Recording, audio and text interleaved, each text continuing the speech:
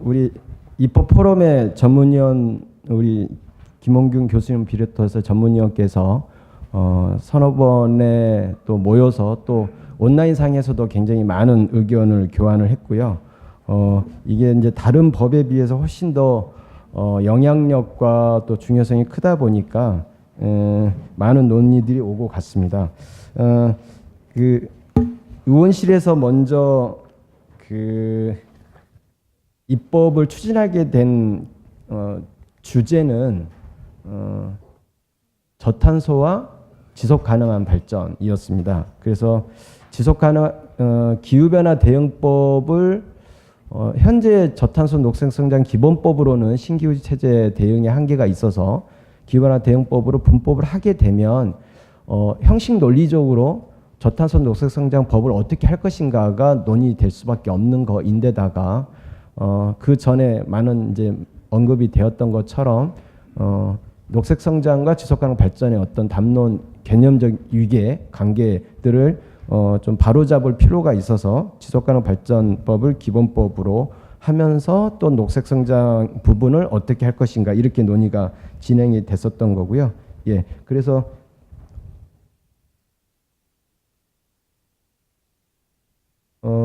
앞쪽에 안 소장님 소개해 주신 거랑 같습니다만 요 녹색성장 기본법이 제정되면서 지속가능 발전 기본법이 그냥 일반법으로 또 에너지 기본법이 에너지법으로 이제 일반법으로 격화가 됐었던 거를 기본적으로는 이제 다시 환원시키면서 지금 시대의 정신 또 지금의 정책 여건과 또 법제 개선 필요성을 담아서 그 법제화하려고 하는 거고요. 에너지법 개정과 관련해서는 입법 포럼에서 연계 입법 차원에서 논의는 했습니다만 성안 자체는 포럼이 아닌 송옥주 의원실에서 주도했다라는 부분을 좀 말씀드립니다.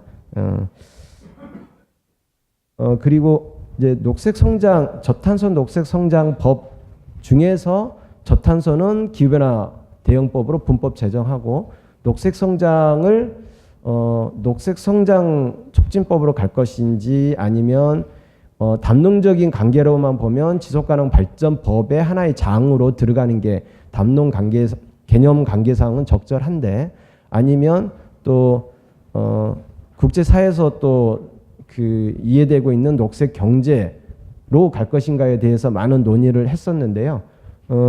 첫 번째는 앞서 말씀드린 이제 그거고 두 번째를 저희가 입법 포럼에서는 녹색성장 촉진법으로 존치 개정하는 것으로 잠정 결론을 내렸고요. 그 이유는 녹색성장의 기조와 또 대한민국의 국제이 이제 녹색성장을 좀 주창함으로써 국제사회에서 인식되고 있다라고 하는 부분, 또 입법의 안정성 측면에서 기존에 있는 법 조항들을 좀 활용할 필요가 있다. 이런 이제 그 의견으로 해서 이안으로 입법이 준비되었습니다.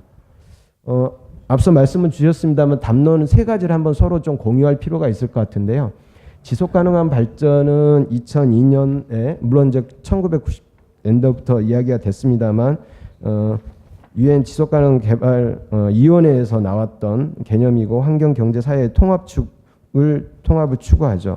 그 모든 국가의 발전 담론입니다. 녹색성장은 2005년도에 아태 경제사회위원회에서 주창된 것으로 환경과 경제의 상생을 추구하고 개도국 중심의 발전 담론으로 인식되고 있고요.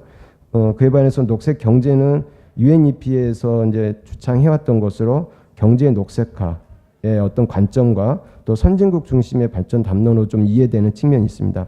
여기서 지속가능한 발전이라고 하는 거의 용어가 너무 축약해서 쓰다 보니까 언어의 의미를 좀 놓치고 있지 않는가 싶어서 좀 다시 한번 말씀을 좀 드리고 싶습니다.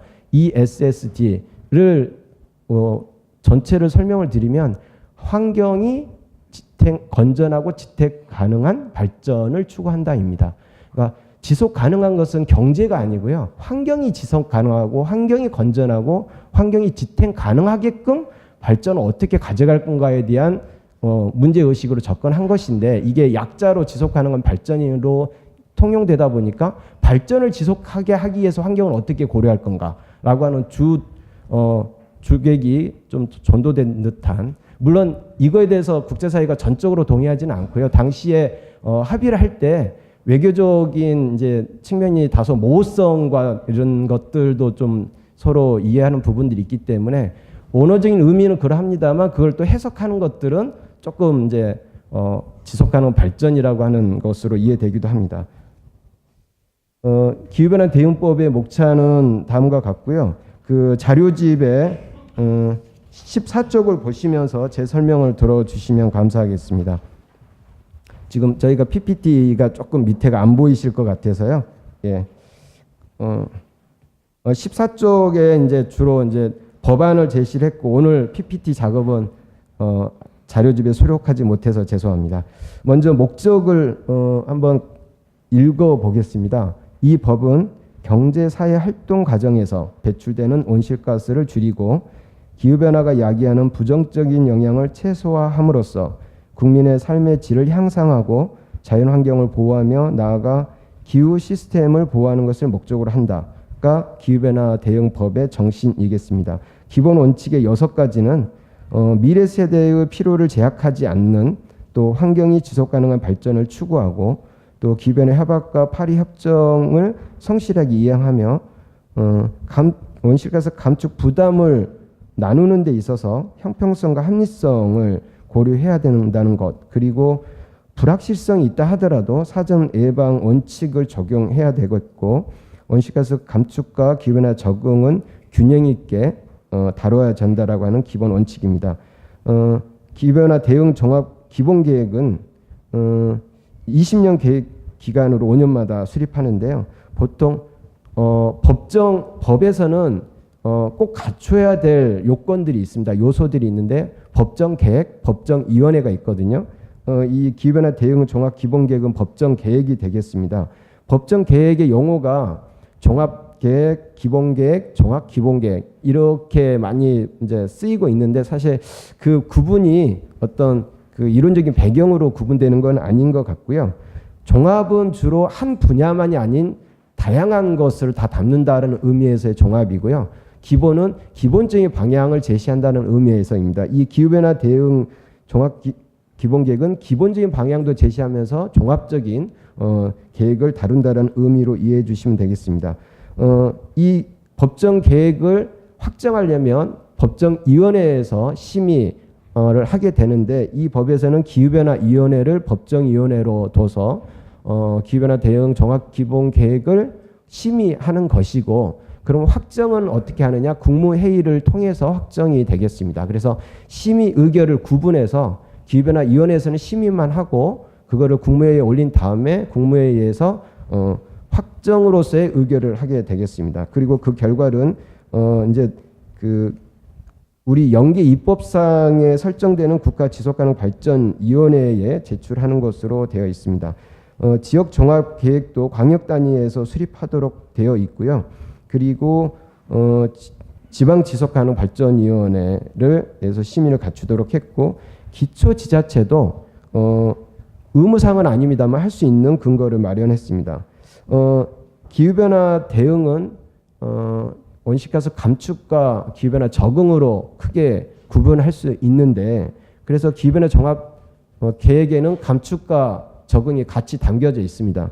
그런데 11조처럼 기후변화 적응 대책을 별도로 수립 시행하게끔 저희가 조문을 만든 이유는, 그러니까 형식 논리적으로 보면 기후변화 대응 종합 기본 계획에 들어가야 될 부분인데, 이게 파리 협정에 따라서 경영제로 별도로 보고서가 이제 제출이 돼야 되는 부분이 있어서, 그리고 또 현재에도 감축은 부문 베이스로 접근해서 시행이 되고요. 적응은 지역 베이스로 접근돼서 이제 다뤄지고 있어서 기후변화 적응 대책이 지금도 광역지자체, 기초지자체에서 적응 대책을 수립하고 있습니다. 그래서 대외 대내적인 상황을 고려해서 별도로 기후변화 적응 대책을 수립할 수 있도록 신설을 했습니다. 구조에서 보시면 죄송합니다. 18조에서 보시면 온실가스 감축 목표가 현행 저탄소 녹색성장 기본법에서는 시행령에서 그 수치를 담고 있는데요.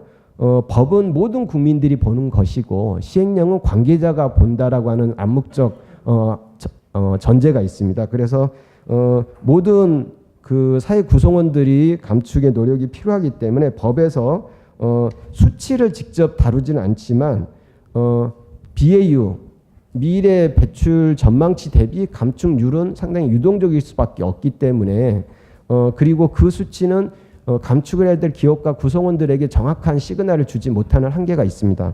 따라서 국제사회적으로 통용되고 책임 있게 받아들이고 되는 총량으로서의 목표를 이제 제시를 하려고 하는 것이고요. 제가 조문을 수치를 좀 잘못 말씀을 드렸네요.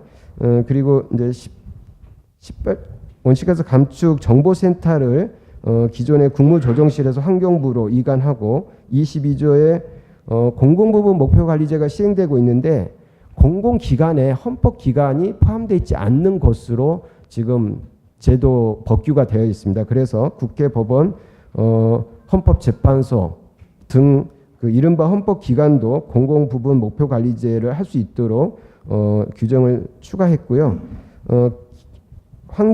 전략 환경 영향 평가를 수립할 때 기후 환경 영향 평가도 포함할 수 있도록 신설했습니다. 그리고 그 적응 역량 강화를 위해서 지금 KEI 한국 환경정책평가연구원이 국가 기후변화 적응센터로 지정되어서 운영되고 있는 것이 대기환경보전법에 규정되어 있던 것을 이 기후변화 대응법으로 이관했습니다. 기후변화 적응 시책으로 취약한 계층, 부문, 지역의 피해를 최소화하는 시책을 담았고요.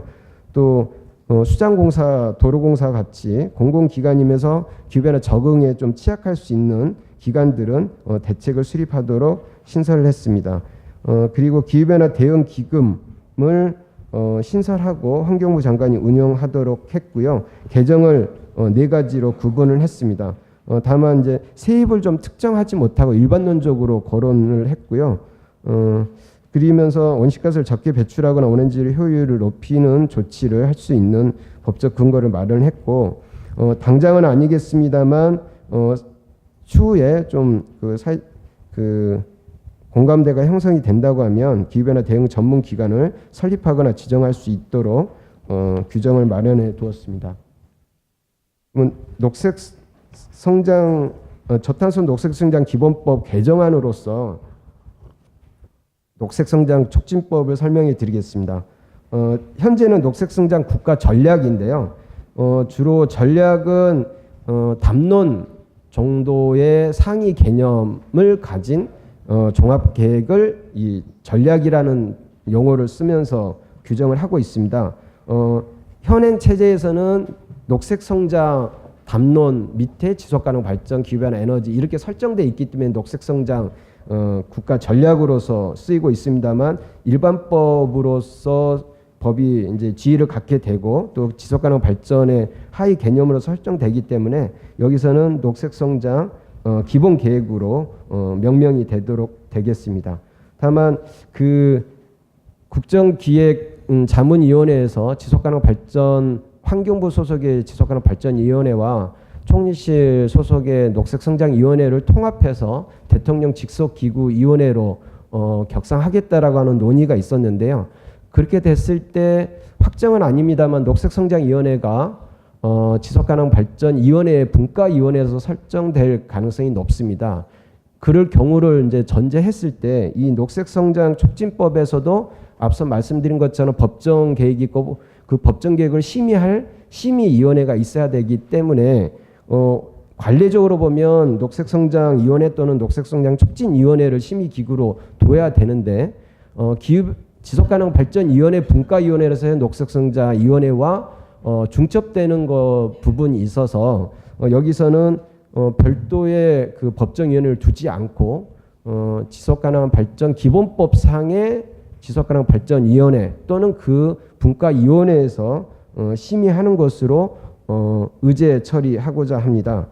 다만 참고로 좀 알아두실 것은 법정위원회는 굉장히 그 위상으로 봤을 때 행정위원회가 있고요. 방송통신위원회처럼 합의제 행정기구가 있고 그다음에 지속가능 발전에 예전에 지속가능발전위원회 아니면 노사정위원회 같이 정책위원회가 있습니다. 이 표현은 제가 이제 규정하는 거여서 법적인 용어는 아닙니다만, 그리고 심의위원회는 1년에 한 번 또는 많아야 2번 열리는 법정 계획만을 이제 심의할 정도의 기구이어서 심의위원회는 상설 조직이 없습니다. 다만 정책위원회라고 하는 노사정위원회, 국가 지속가능발전위원회는 상설 조직이 있는 그런 위원회 같은 위원회를 하더라도 그 위상과 성격이 좀 차이가 있다는 것을 참고를 해주시면 좋겠고요. 그리고 여기서는 이제 녹색 경제 지표, 녹색 GDP를 녹색 성장의 어떤 지표로서 좀 활용할 필요가 있겠다는 것과 녹색 교통 체제 등등을 내용을 담았습니다. 이 몇 가지만 소개해드린 이유는 기존의 저탄소 녹색 성장 기본법 상의 녹색 성장을 그대로 가져오면서 몇 가지를 더 이제 보완을 했기 때문에 주로 이제 추가 보완한 내용 중에 좀 공유할 필요가 있는 부분만 우선 말씀드렸습니다. 그러면 지속가능발전법 개정안으로서 지속가능발전 기본법을 설명해 드리면, 먼저 기본 원칙에 예전에 2008년도에 있던 지속가능발전 기본법을 환원하면서 최근에 법에 당겨질 필요가 있는 규정들을 추가했습니다. 특히 지속가능발전 목표에 실현할 수 있는 시책들을 좀 담았고요. 그리고 국가 지속가능발전 전략을 세우도록 하고, 또 지방도 그런 전략을 세울 수 있도록 근거조항을 복원했습니다. 그리고 책임관을 지정하는 것은 주로 앞서 말씀드린 담론 정도의 이상을 가진 국가 전략을 실천하기 위해서는 각 중앙 부처별 또는 시도에 이거를 실행할 수 있는 담당관을 지정한 것으로 좀 책임 있게 행정적인 것을 풀어나가고 있습니다. 그래서 행정관 지정을 여기다 복원을 했고요. 또 의견 개진할 수 있는 조항, 앞서 말씀드린 국가지속가능발전위원회를 대통령 소속으로 격상하는 것, 그 다음에 폐지됐던 지방 지속가능발전위원회를 다시 구성하는 것, 그리고 분과위원회로서 전문위원회를 기후에너지, 녹색성장, 국토물, 사회 갈등으로 분과를 구성한 것으로 우선 준비했습니다. 실무 조직 이제 추진단도 있어서 사무국 역할을 할 것이고요. 또 지속가능한 발전의 어떤 담론과 그 하위인 기후변화, 녹색 성장, 국토물, 사회 갈등의 어떤 개념적 관계를 설정하기 위해서 다소 선언적이지만 규정을 포함을 했습니다. 에너지법 개정안으로서 에너지 기본법은 저희 입법 포럼에서는 이제 이것 말고도 이제 다양한 내용을 또 담을 수도 있겠습니다만, 기본적인 입법의 어떤 그 문제의식이나 목표가 기후변화 대응법과 지속가능 발전이기 때문에 에너지법은 연계 입법 과정에서 이제 생성되는 개정안이 되겠고요. 이제 이따가 그 이제 안병호 소장님 말씀 주신 건 이따가 종합 토론할 때 기회가 되면 말씀드리겠습니다. 이제 이거는 이제 제 개인적인 의견을 좀 말씀드리는데, 녹색성장 지속가능 발전의 개념이 전도됐던 것을 비정상적인 국정기조, 녹색성장이라고 주창해 왔지만 사실은 녹색으로 페인트 칠했던 것으로 많은 비판을 받고 있습니다. 그런 것이 국정기조가 좀 정상화해야 된다는 필요가 있고요. 또 저탄소 녹색성장 법이 모든 것들을 다 규율하려고 하는 지속가능 발전, 기후변화, 또 에너지를 다 가져와서 여기서 규율하고 굉장히 몸집은 커집니다만, 몸집이 커진 만큼 또 움직임은 둔화할 수밖에 없는 이런 중앙 통제식이 아닌 분권형 소통형 법제 체계로 전환할 필요가 있다라고 하는 개인적인 생각이 같습니다.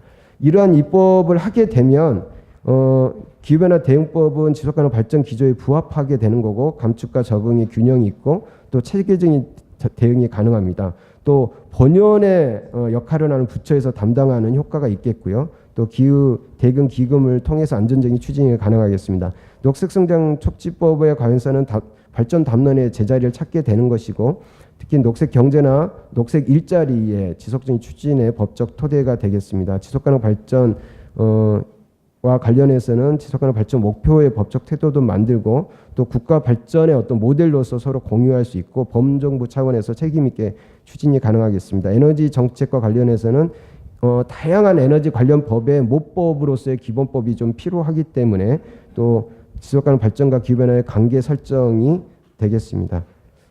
요거는 저 개인적인 생각을 좀 정리해 본 것입니다. 이상으로 발표 마치겠습니다.